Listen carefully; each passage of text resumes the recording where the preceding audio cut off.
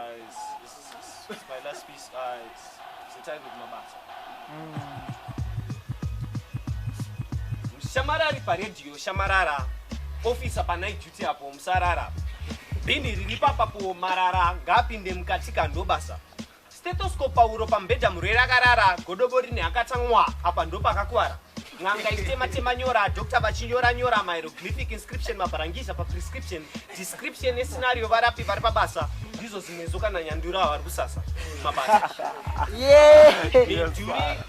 Midurine dori seri kwefafutera kuera nakakungoba ndiana kachigera dori zvemushopu enhumbi zvine shepu yemutumbi yemadhoni emamhomes emafesi nemabebi but asada bona dori zvemushopu zvine shepu yanadhedhi dori zvemushopu zvine shepu nechirungu chigumbu chapostman itorwa graft nehahu magood morning say achirowa headmaster vati good morning school mascrewdriver muna mubhokisi rema2 mota yebhosida kugadzirwa da kuitora kuma2 kumatumbu asati aibva today special beef tuita faster save customer iri patable number 2 close vabereki tomburamende patiyo panext toisa chipa 40 cents pane mageta nemadhendi kana macredit note ndamboti change 40 togona ngoita iri airtime mama zvinoita futi yemusoja iri pasaidi ari patension sensation ekwaviwa akainzwa hakwenye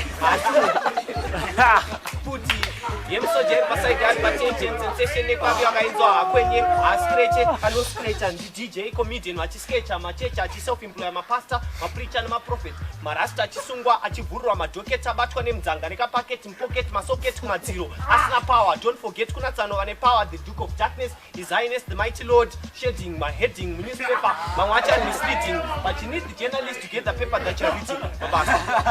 I know I worship and sizes, but every day each morning the certain person rises. Asata mpurisa, asata msoja kana teacher, asata baba, asata hairdresser kana minister, asata driver, asata windi kana janitor. Munu is a mother, is a father, is a sister. Brother, since I told you to mukamandi makusenzi unorwadza but madonna da school fees plus padeni paruda sadza.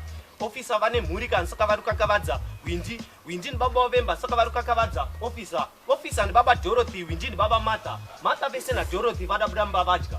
So vakazona vachita nharo ngasambokacha madzi kuzi zvakapretsa kachaicha pavanja pana chavadya. Mabasa.